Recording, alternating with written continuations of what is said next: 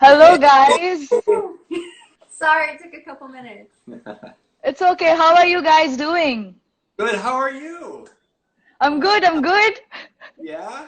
Yeah. So, should we start? Let's do it. Yeah. Okay. So, hello, everyone, and welcome to another live session of ours. And today with us, we have Matthew and Cassie as our guest. So, Matthew has done La Ultra, like he's a two-time finisher of La Ultra. In 2017, he completed 333 kilometers. And then in 2019, our edition X, he's one of the three men who completed 55 kilometers. 555 kilometers, sorry. Just Hi, come on. Yeah. So with Matthew, we have Cassie, who crewed him when he was running 333 kilometers in 2017, and Cassie attempted 333 kilometers in 2019. How are you guys? Thank you for joining us, first of all. And she crewed the 555 after she Yeah. So, which part of the world are you in right now? We are in LA right now. Okay, so We live in Bulgaria, but because of the virus, we had to come back to the States. So we got okay. momentarily deported. Yeah. Kind of- I hope you guys are healthy and fit. thank Yeah, you. we're trying to exercise in the with the lockdown. You know, it's hard to go Okay. out. You're trying to go out? Yeah, and it's they don't allow. Well, in the States they're allowing running, but in Europe it was illegal to basically leave your house, especially for Okay. training. If you're going for groceries or something like that, basically you would get into trouble for running. So we haven't been able to train for 2 months now. It's been 2 months. Okay. But we ran today. We ran today. Finally, Yeah, we came to the finally. States, so now we can like run. Okay, So so now you guys are enjoying. Yeah. Mm-hmm. Back to normal. We in India are totally locked inside our homes. We are not allowed to go out for running or anything. So, Is it hard? any tips for the runners who are locked inside their homes? What can they do according to you guys? Sulk. That's right. Training is probably good. Yeah. I mean, like anything, Some right? yoga, maybe. Anything. Yoga is going to always be helpful. Okay. So I mean, just stick with yoga. If you are lucky enough to have a treadmill, which we aren't, Yeah. you could at least do treadmill training. A couple of our friends are in the military in India, so they're able to actually run in like a bee, which you remember he did the 222, and he was one of my crew. He's able to run, so he's been training, and I think he just did a sub 800K because he's been able to train alone. So like, it's nice for him, but for the rest of us, the lockdown's hard. I don't know, sit-ups, push-ups, squats. We put a roof on our house. That's how we trained for like the month. So guys are running inside their homes. Like, our friend Mukul, he completed, like, he has done 2 full marathons inside his house, like his flat. What do you think about that? That's a lot of commitment. That's really He's now my hero. Yeah. Oh, okay, guys. So before we, start talking about La Ultra and everything, tell me about your running journey. Where did you started, and how it all happened? Maybe you can go first. For me, I started running, I think 2013, in 2014. I realized very quickly that my community was trail running, and those were my people. And so instead of taking the traditional path of doing half marathon, marathon, etc., I basically signed up for a 100-miler about a month after I started running, and just trained to that. So I was like 11 months from when I started running to when I did my first 100-miler, and it went okay. I finished. I did all right. And that's where I met this one, and then we've been running together like since then, pretty much. What about you, Matthew? For me, in my mid-30s, I'm an old man, but in my mid-30s, I was extremely obese. So I don't know in kilograms, but in pounds, I was about 240 pounds. So large. Like 120 kilos. Yeah, something like that. And it was weird because like you come to that point in your life where you're like you have to make decisions. And I mean a lot of people are where I was, and a lot of people, some people have gone through the same process, but it's one of those where you start with today and around the block. I started walking, and then I would do the block every day, and then I walked a little farther, and then that turned into a jog, and I started to lose weight, and I started to go farther and farther, and then one day I ran a 10 mile. And I was like, 10 miles? Like, I'd never even thought of that being possible. And then my personality type is like probably most ultra runners, where it's less about running and it's more about setting almost unreachable goals for yourself to see if you can accomplish those. You know what I mean? So then if I can do 10, I can probably go more. In fact, when I finished the 555, I was thinking, I really could probably run another couple days. Once you get over the 333 hump, it really wasn't that bad. I mean, it was hard, but like I was really starting to get my 100th win. I don't know. Runner's high. I ran up the last hill, and I'm like, I actually feel really great. If I got like a couple hours sleep, I think I could run more. I think this could be like a 700. I think is where we could possibly go before people really start having the wheels fall off and hurting themselves really, really bad. But it's always been about pushing. It's always been about kind of that. I think everyone says that self-exploration, but for me it was a redefinition of life. And through running, I was able to, I changed my job. I sold my company. I prioritized living a good life more than working and money. And it's been kind of a gateway into a different kind of world that I think is more fulfilling from a soul perspective.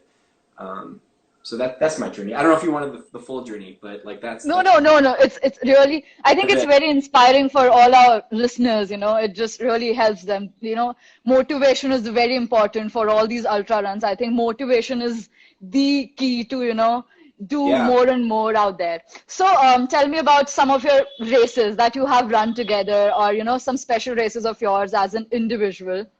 We've won, like we have a lot of special races, but there's one special race that is we finish together or we don't finish at all. It's our anniversary race. It's our anniversary race. Okay. In Greece, and it's called Route. So I don't know if anyone from Route is on here. Yeah. That's an amazing race. Really hard 100-miler. I mean, I've DNF'd it twice, but I finished it once, and it's always kind of like a 50-50, whether or not it's going to work out. But the year I finished it, I met up with him around like 28 miles, and then we did the remainder of the race together. We finished hand in hand. It was really super cute. We got to know each other even on a deeper level, from having gone through, I mean, what is it? It's like a 40-hour cutoff. It's a super long race, really hard. And so, we went through a lot together and ended up finishing at the same time. And that's a really special one for us because of that. So now we kind of keep that as our anniversary race. It's right around our anniversary. It's a big one for us. Yeah. Oh, wow. Great, guys. Yeah. There are certain races we keep going back to.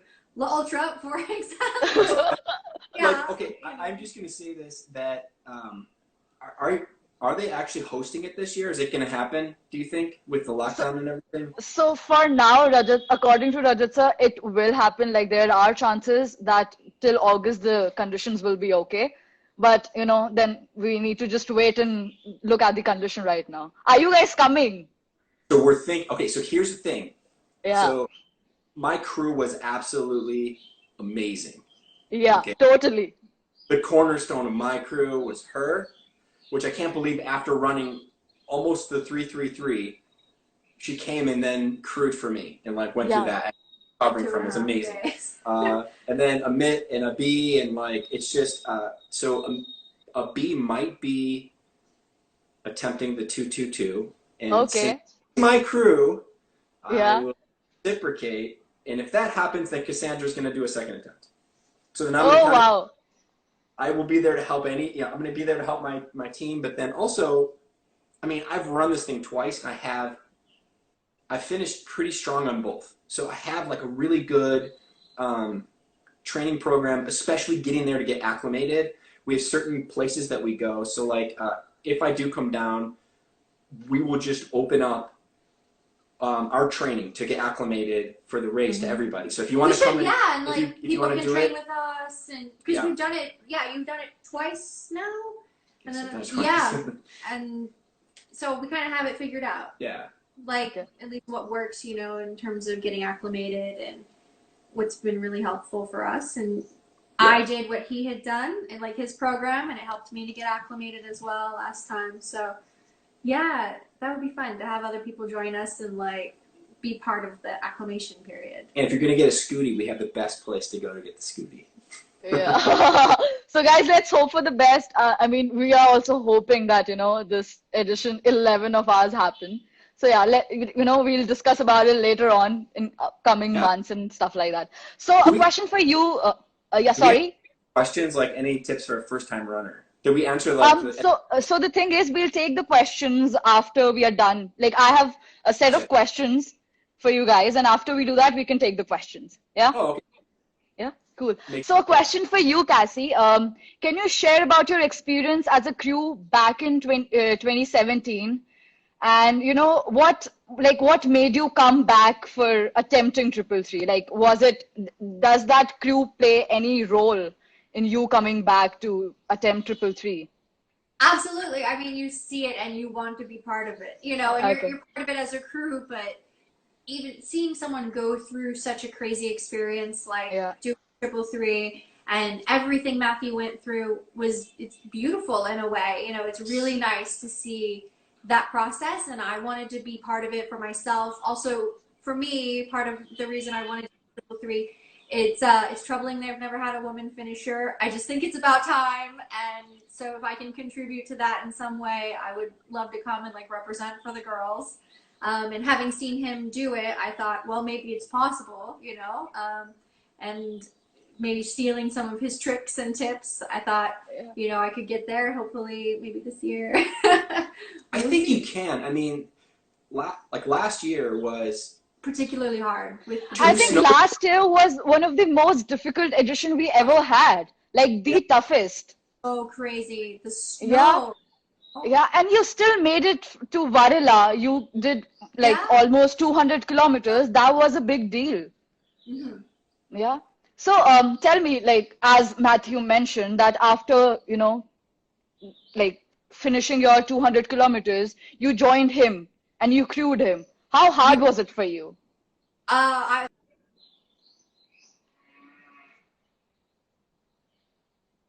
There were some tears here and there through that because, it's a really emotional experience. I've been running for 2 days straight and I, hadn't slept. So I did my best, but also, then you're stuck in a car and your legs are so sore and I'm trying to I can't hardly really walk. I can't really keep up with him because I just run. And it was all I could do just to sort of be really there for him and know that that was my job, and it's not about you when you're crew, it's about your runner, and just remembering that is important. And I did what I could to be there, but it was a lot of work just being in the car. I didn't drive. I drove over 10 miles. Yeah, we saw you driving. The taxi driver. Come on. It was really that was cool amazing. to drive. Yeah. That was fun. Yeah. So if you want to share a little about your DNF. I mean, I am a DNF out here. They're La Ultra is one of the most difficult race out there, and we have a lot of non-finishers. Sure, So just tell me about it. What was the process? What made you overcome it? So I thought I was doing pretty well, but then, there was the snowstorm on... Plural. Yeah, there were 2 snowstorms, right? I mean, basically both the peaks had snow, a lot of it, and it really wears on you. Matthew went out a lot faster than I did. I think he beat a lot of the snowstorm over the first peak, and I did not. I received a lot of that, and I mean, I didn't have proper feeling in my fingertips for over a month afterwards because I just didn't have the right equipment with me for the thing. I had like gloves that were not waterproof, so they got rained on and then they froze on my fingers. So it was just all of that. By the time I was nearing Maury Law, I didn't have the right mindset to really calculate how fast, like if I was going to make the cutoffs. And so I thought I had no chance of making it down in time.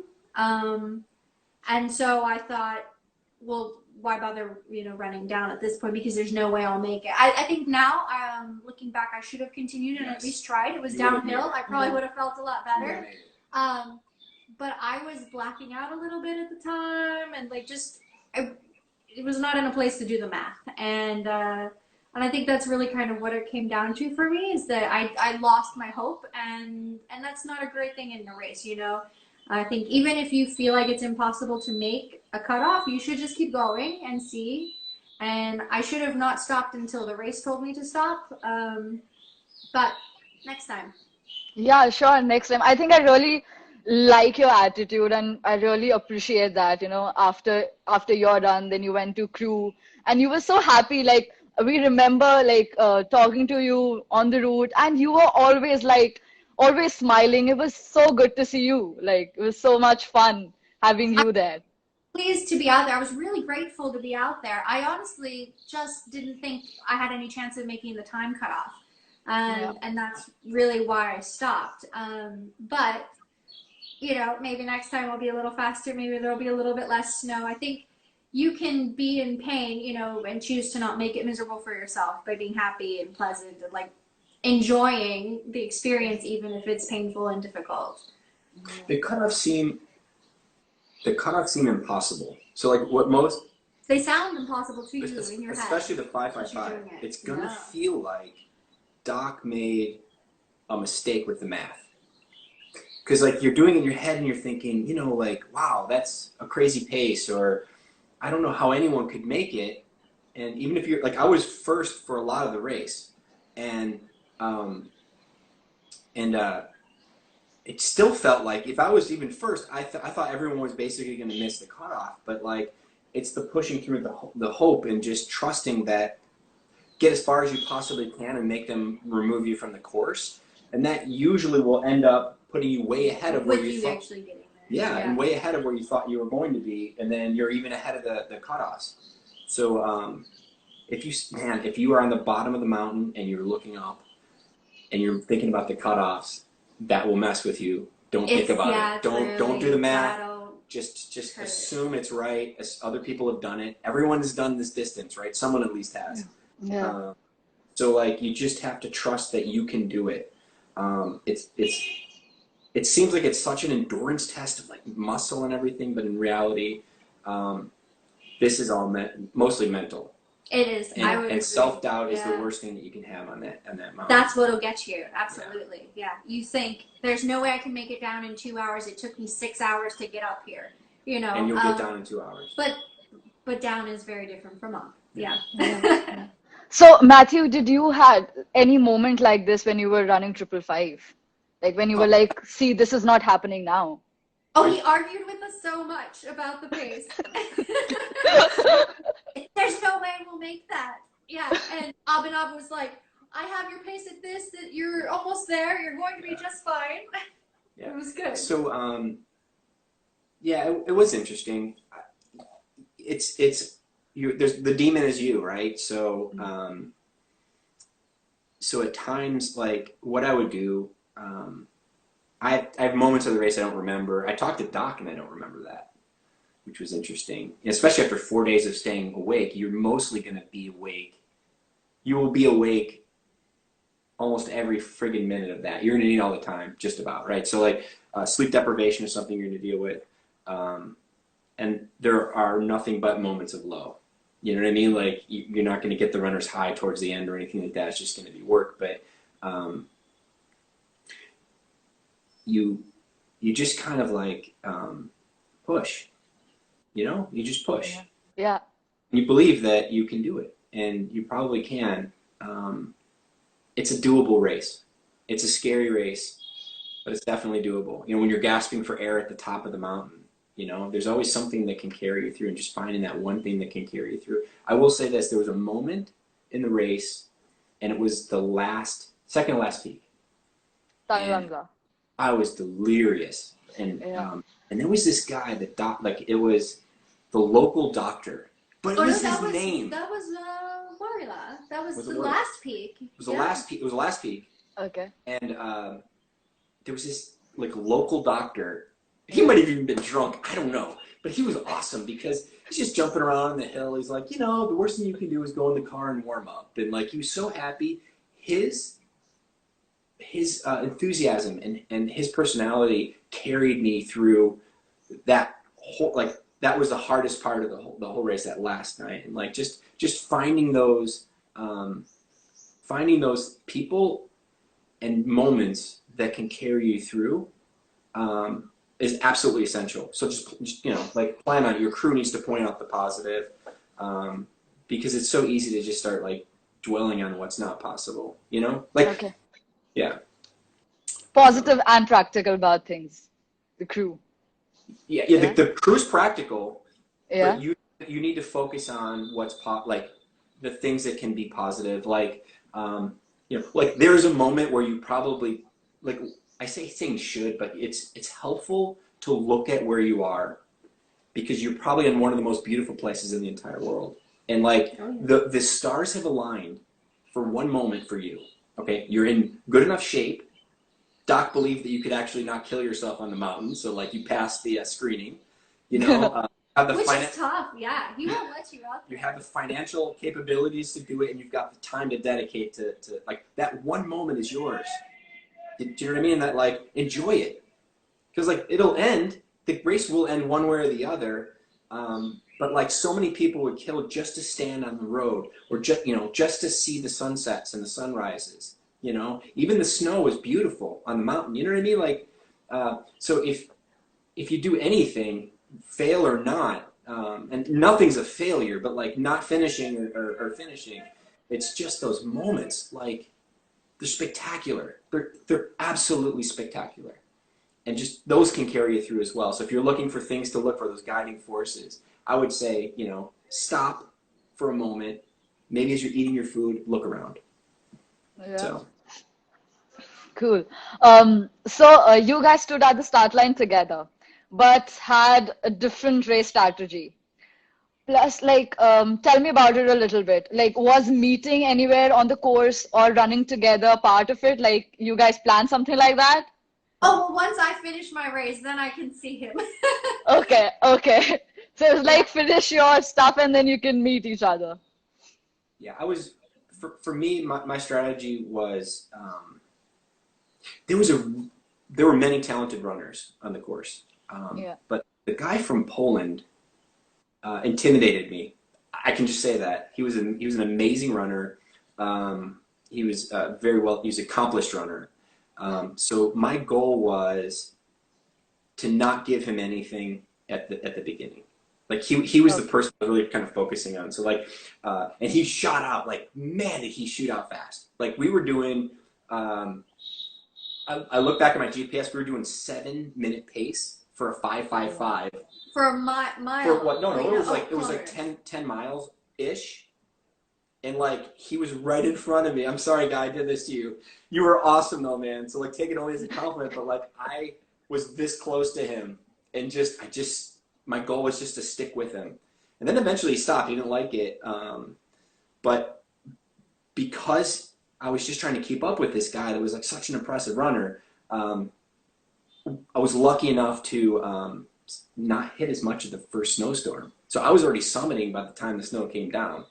So like, the race she ran is much different than the race I ran, because on the way up, she's like going through the snow and stuff, which was an interesting thing. I never really thought that shooting out of the gate quick would pan out in a 5:55, but there's so much time to recover each way. It's better to just, the moments that you have the ability to run quick, just do it. You know what I mean? And like, it sounds counterintuitive, but man, it really, you know, paid off Worked for out me. for you. Sure. Yeah, and everyone that kind of bolted out initially they all, like, we're the three that finished. The three front runners in the 5.55, and we were keeping up with the triple ones. Like, that's how fast we were going out of it. But, like, all of us finished. Yeah. So, and then the two people that didn't stick with us, they're the ones that didn't finish. They had to go through the snowstorm. It was a harder race. Yeah. So Cool.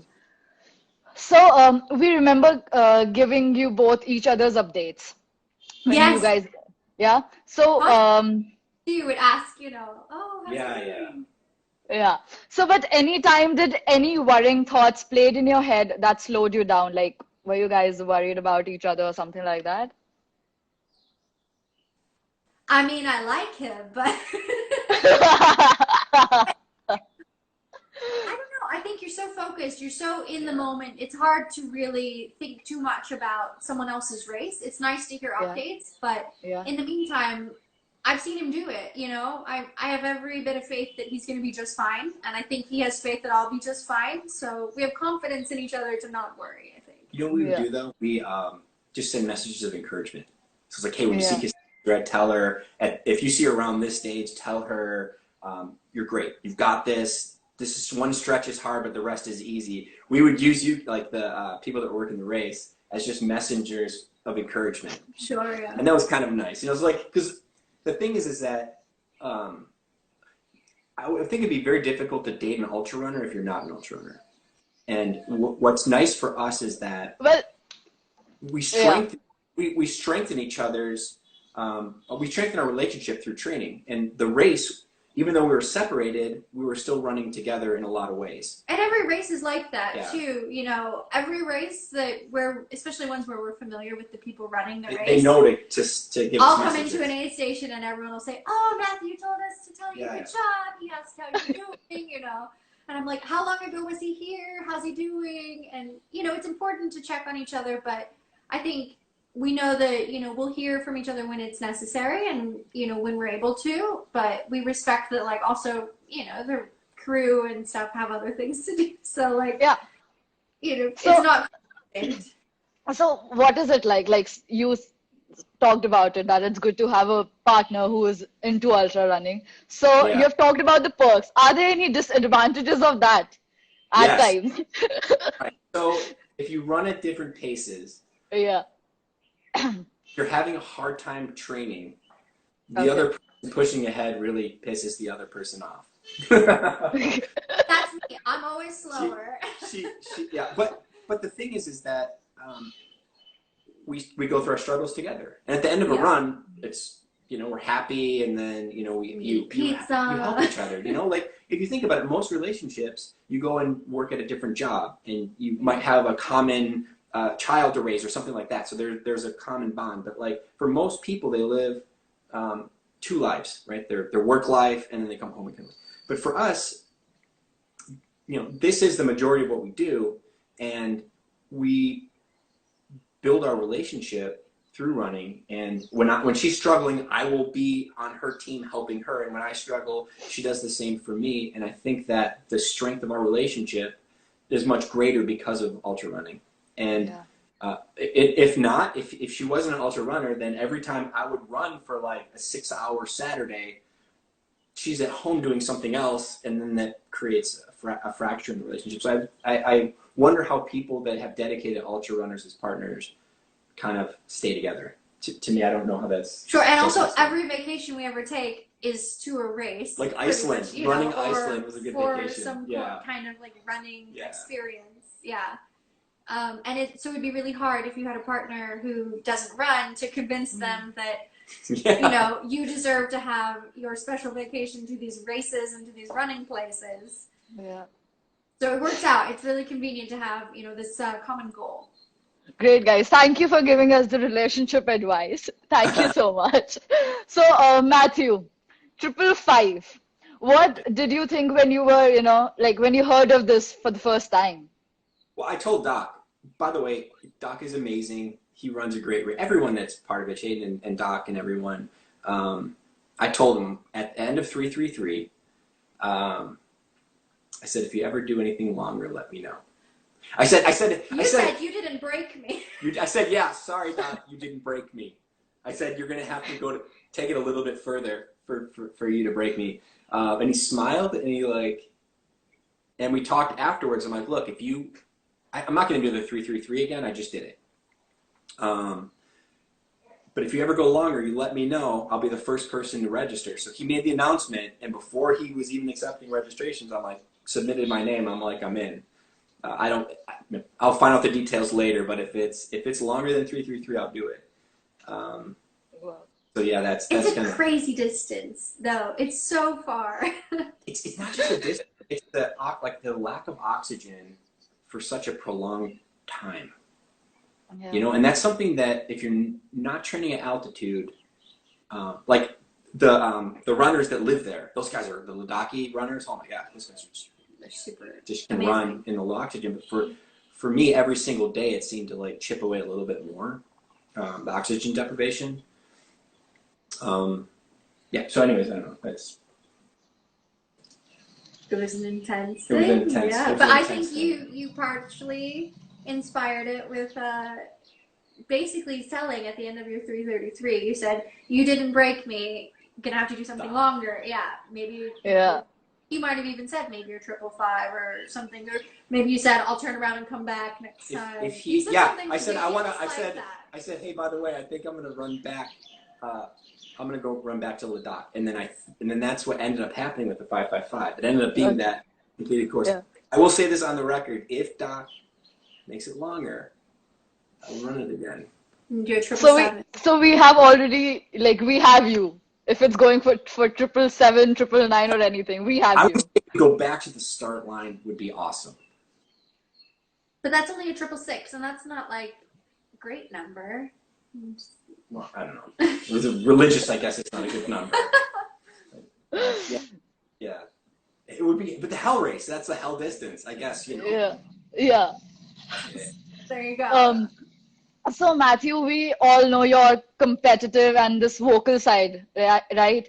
When you say, I want to win it, how does that play in your head before the race versus during the race when you might need to rework on your strategy? I guess you want to win every race, but reality ends up being what it is. I was in first until the very, very, very end. Our crew thought that Jason hadn't arrived yet, or was sleeping because they parked the crew car there. So I thought I had plenty of time. I didn't realize that he was running, so he was an hour ahead before we realized that he had already left. Yeah. So then the strategy is, can I close the gap in that short period of time on the last day? And he came out strong. I don't know what he was on, or like, you know, like he was on a race high. Like, it was crazy because like he was able to run quick. The strategy ends up always being, look, finish first. Okay, not in first place. Focus on finishing. Okay, and if you can gain speed beyond that, do it. But I remember what's his name, Mark, who collapsed 5K before the 333 and couldn't move. You know, those sorts of things. It's like, look, you know, finishing is better than not finishing, even if you don't play. And you know, I won the 333. I took second in the 555, and I guess I'm okay with that. You know, like, I think Jason's a great guy, and I think he's a great runner, and I think he just did a great job. So the strategy, you know, like up until the very last moment where it was just, holy shit, let's close the gap, was just stay in first. Keep it going, you know, like, don't push too hard. You want to finish. I was told that Jason was injured, so like I thought literally there was nothing to worry about. So we just kind of like coasted in. Let's just not be stupid and like push this too hard and then be able to finish. And that was the mistake. So I should have, I should have pushed a little bit harder and not rested at that last stop. But yeah, that's it. But yeah, you finished it, and we are so proud of you. Yeah. So, you know, last year's edition was one of the most difficult edition we ever had. Can we just talk about it a little bit? What were the conditions you guys faced, and how was it from the beginning? And what were your expressions, or, you know, were your thoughts when you saw Khardungla all fogged up and things like that? Just share your experience.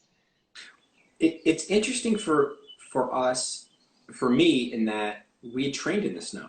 We lived in Bulgaria, so the snow for me isn't that big of a deal. I mean, it's cold, but it kind of felt like an advantage, you know, because you had from Australia, he'd never Sorry. run in. Oh, no worries. He had never run in snow before. And then, you know, you had the other runners that hadn't run in snow. And then it was myself and the guy from Poland that were snow runners, you know? So, like, I wasn't so upset about those conditions, you know?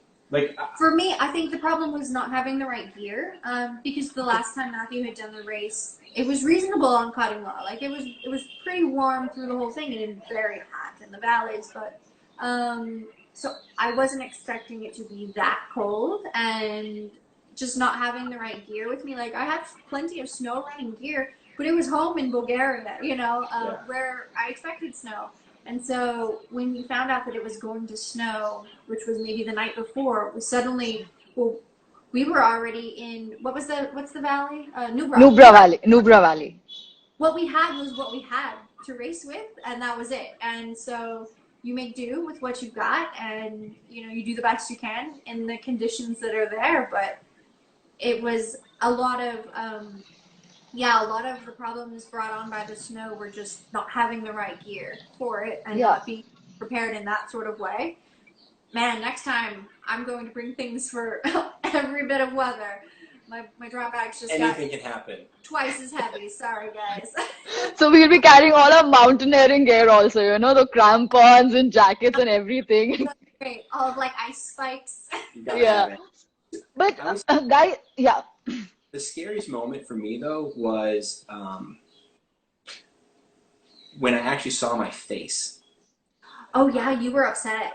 No. So so during one of the snowstorms, I didn't realize during the day in a snowstorm you can get a sunburn, and it happened in the 333 a little bit, but like this race over the 5 days, my face like swelled up and my nose got like this big, and like all my pictures are unusable. I mean, this like they didn't have the nerve to show me my face because they thought it would freak me out, and it did freak me out when I finally saw like what a toll it took on me. Like this race, and this is the truth. Like it took a piece of me.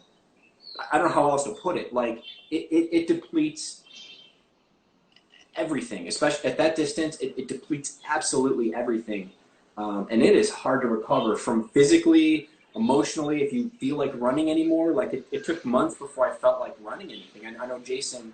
I had Spartathlon 2 weeks after the race. I didn't finish, by the way. Like that thing just kicked my butt.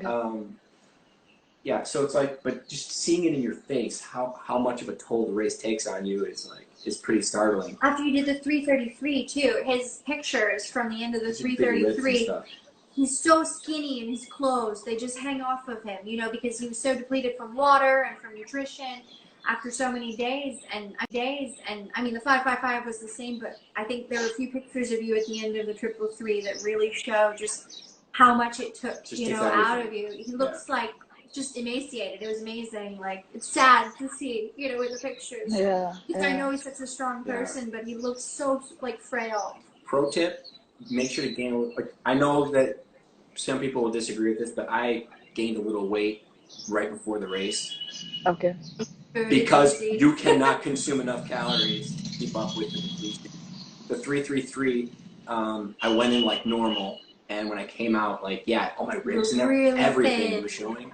But the 555, I tried to put a little bit extra on, and then that's when I used as extra calories, and that paid off, I think, the last couple of days. Great. So guys, you have started talking about food and nutrition. Tell us what do you like suggest all the ultra runners about their nutrition during training, and then, you know, when all these races are happening? Okay, so for me, it's three things. For me, there's a product called Acclimate. Okay. So acclimate, you want to take probably 2 weeks. You start 2 weeks before you get there, and it will create more red blood cells. And it's basically for getting acclimated to high altitudes. So For mountain climbers. For mountain climbers and stuff like that. It's a product you can get in the States. We order it. We'll order it. It's great. The second thing is taking beet juice. No, beet extract. Beet extract pills or something. Yeah. We'll also do the same thing. Your biggest challenge is the altitude, right? For most people, right? Yeah. That's where you're going to get in the car, asked to leave, or just collapse or whatever. And that happens every race. And it's always due to that. So there's no level of training that you can have that's going to overcome the acclimation. That is something that has to start when you get there. And there are certain foods and things like that can help you get acclimated faster. And the last for me is, and I know everyone's tired of hearing it, but I love Tailwind. I love Tailwind. It's a great product. I'm not sponsored by them or anything like that, but for ultra running, I would say that's the difference for me, because it's a light supplement. It's a full meal, but it doesn't sit on your stomach. Okay. It doesn't really feel like you're kind of getting bloated. So, what about for you? I like bread omelets.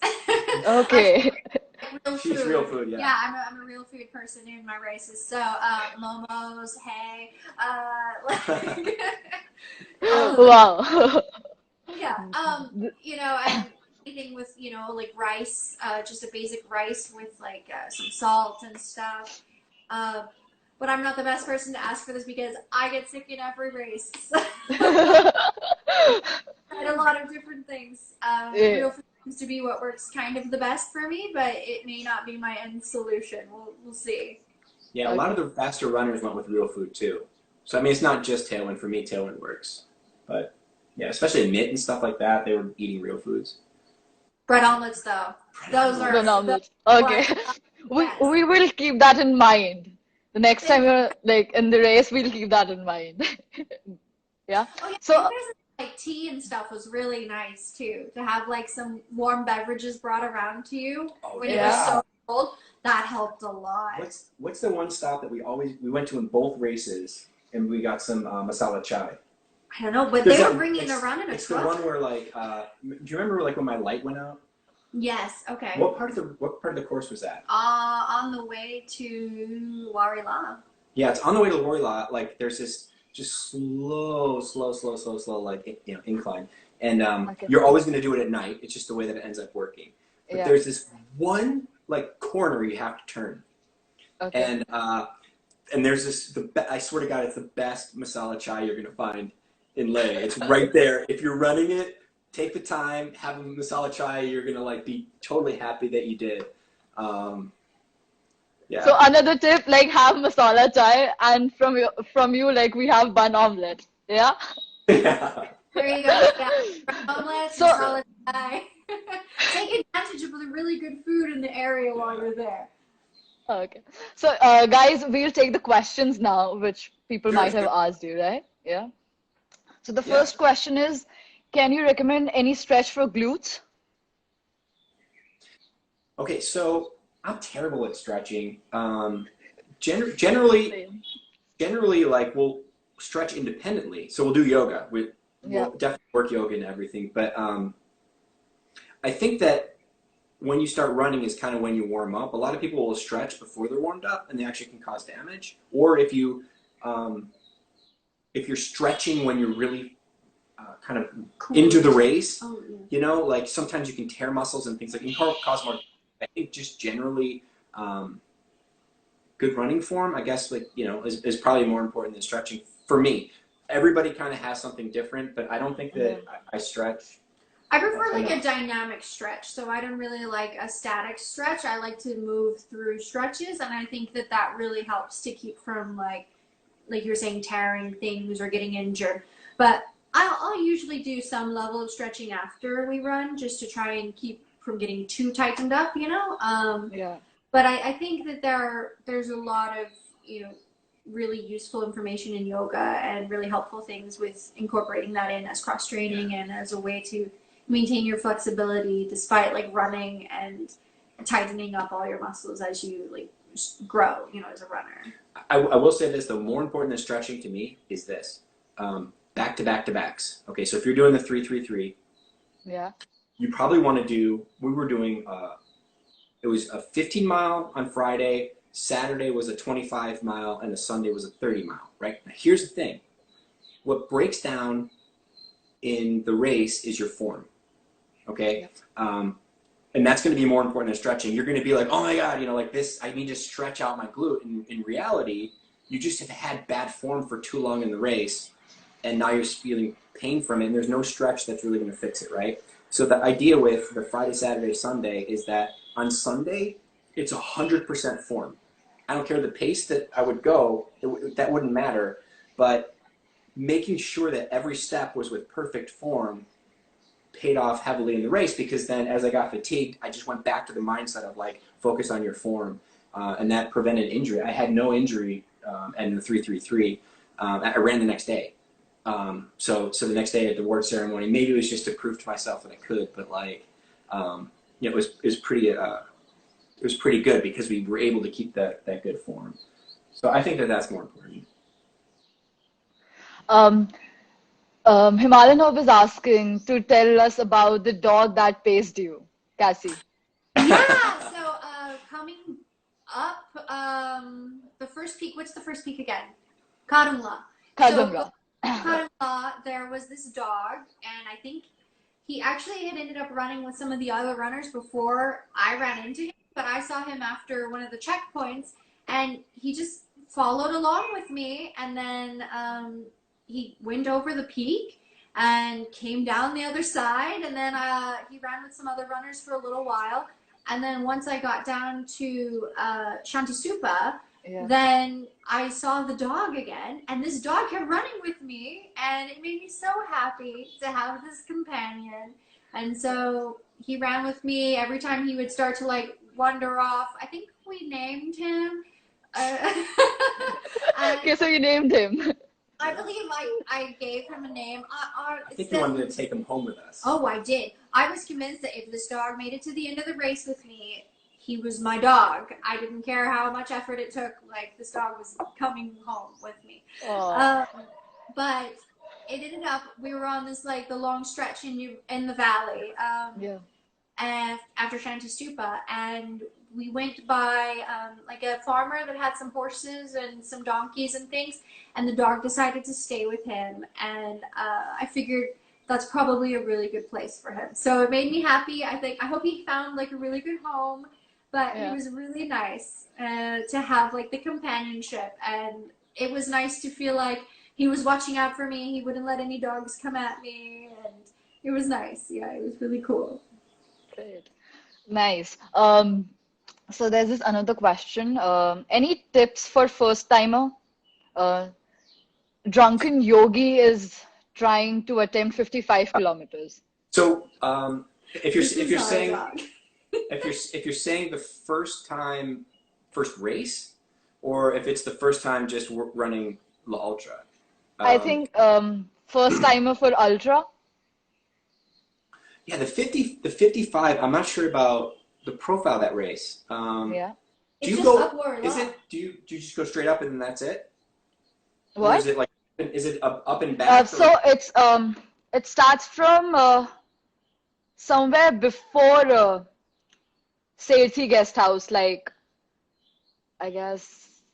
So the thing is, the 55-kilometer runners have to go up till Varela and then come back to the point where 222 ends. Yeah. So So it it's is, like 30 kilometers of uphill and then rest is downhill. So I would say that I would say if it's your first time, you're gonna PR it, right? So like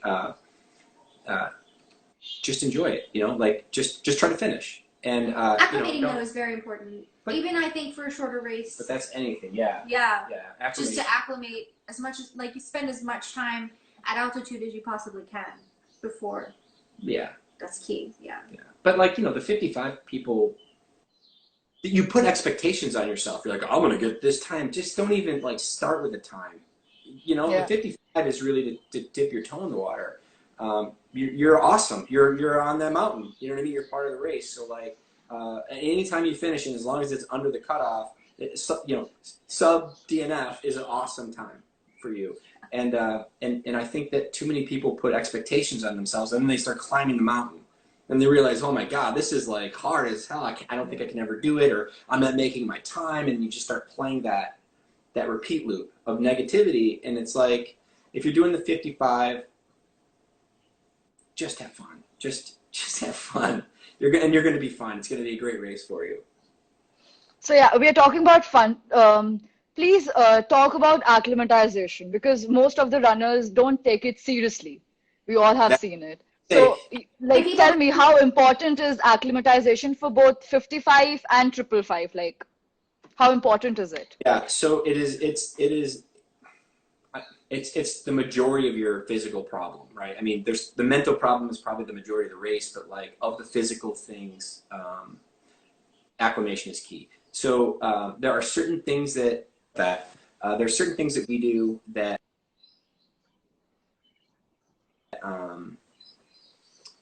that get us acclimated quickly.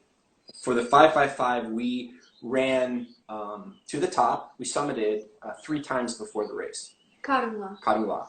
And then we mostly at night. Yeah, mostly at night. We tried to do like the worst case scenario like for cold, any of those. Yeah, we also went to the lake, Pangong Lake. Yeah, that's really helpful because you sleep at altitude, when you're at Pangong Lake, so you get a little more time, a little bit higher, and I think that's really helpful. And don't pet the marmots because they bite. It bit her. But that's important for us. I mean, like I pushed hard when I was getting ready for it because you get that one. We went up about a month early, and like there's the what's the temple that the stairs that we Shantastupa. Oh no, it's not. It's the Lay Palace. The Lay Palace, yeah. So there's a stair. Okay. Yeah, the Lay Palace, yeah. We would run that 3 times a week. The stairs until you couldn't breathe. We would do repeats, maybe 10 times sometimes, and you think you're going to pass out, You keep going, and you're going to walk first, because that's all you're going to be able to do. And then you keep pushing, and you keep pushing, and you keep pushing harder. And, like, those are the sorts of things that are going to help you to get your VO2 max up, and it's going to help you to get acclimated quickly. And it's going to hurt a lot. But it's going to hurt a lot less than if you're not trained and acclimated in the race, and then, you DNF. Because... like these are things that I think are required. My blood oxygen, because on my watch, I have a Chronos. I love this watch. I would highly recommend this. Is the best watch in the world. They also aren't sponsored by them, but it actually has real-time oxygen monitoring, and it will tell me if I'm pushing too hard at any given point, right? Okay. So you can keep things within a tolerable range, and that will help you. That will probably help you a lot. I don't remember what the story I was going to tell. I start getting on the watch, and then it's just like... I don't know. I was totally distracted. I saw a mate join, and I was like... Yeah. Kumar, is that you? I think he's just here. One of the... He's part of my crew. It's like a brother. It's like family. A B and a Nit and Praveen. Oh, it's Koros. And what Koros do you have? You have Vertex. The Vertex, yeah.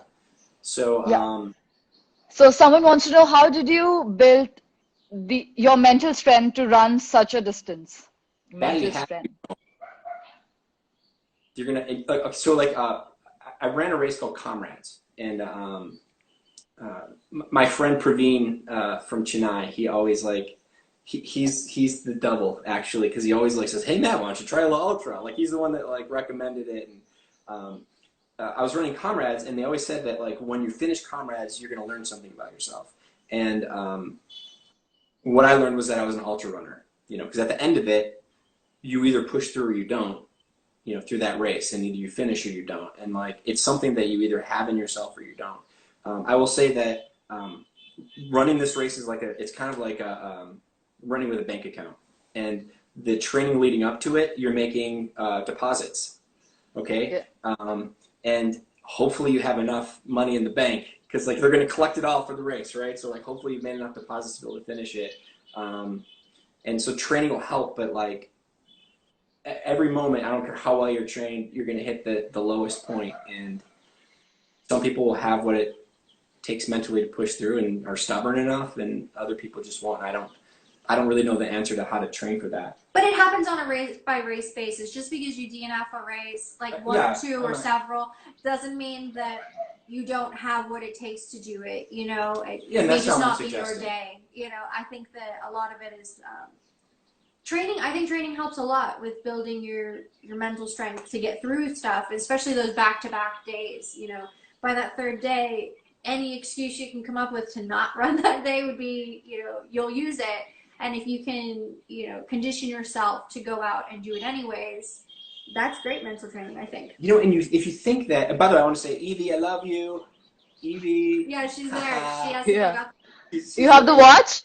Cassie, you have the watch, right? Yeah. I got the exact same one. I got like a slightly different version, still Koros though. Yeah, I got it for Christmas from him. Yeah. Oh. One of the bigger mistakes in this race, though, when you talk about mental strength, is thinking that you hurt more than everyone else. You don't. Everyone hurts. Everyone hurts probably as bad as you. And sometimes more. And sometimes more. Some people can push through it more than others. I remember in the 333, I had these like terrible scabs and stuff on my feet, blisters that kind of built up.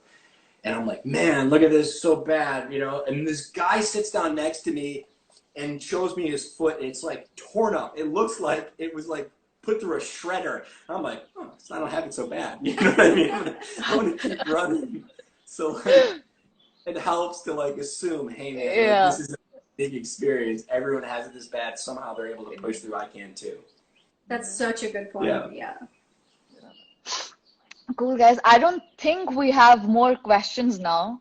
Like, any more questions? No.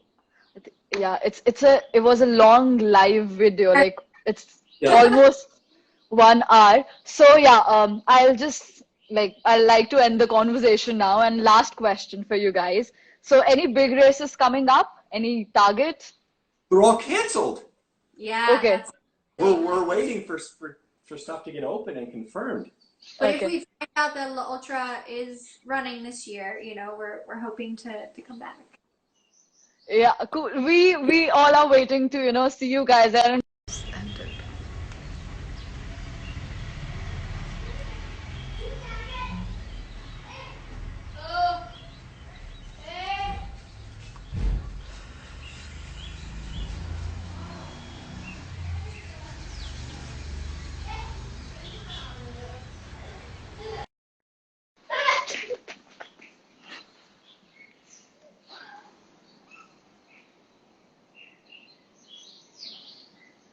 All right, we're going to.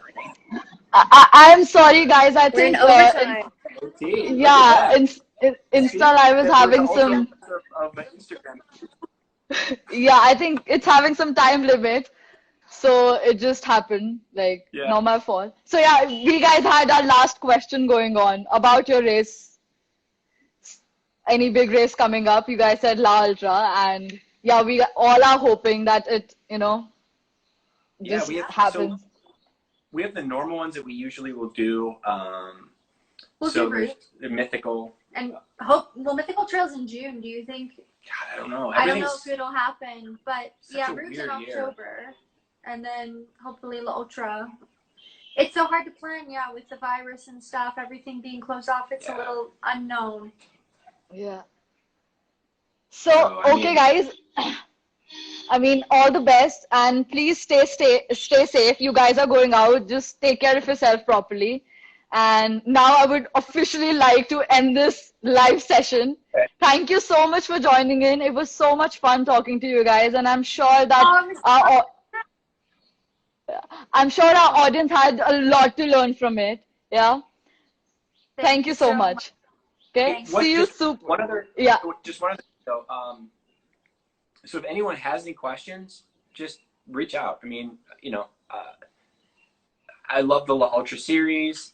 So like really anything that that I can do to give you advice or help, or if you want to know how I train or whatever, I'm no secrets. I really am happy just to see more people finish the race and participate. So someone had asked about resources, I can be a great resource, having finished it twice.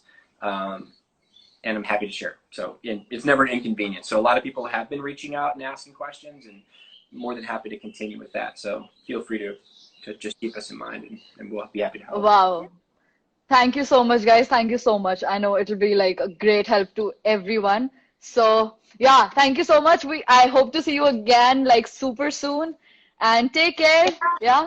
Thank Yeah. you. Take care. Be safe. Okay. All right. Yeah. Okay. Bye.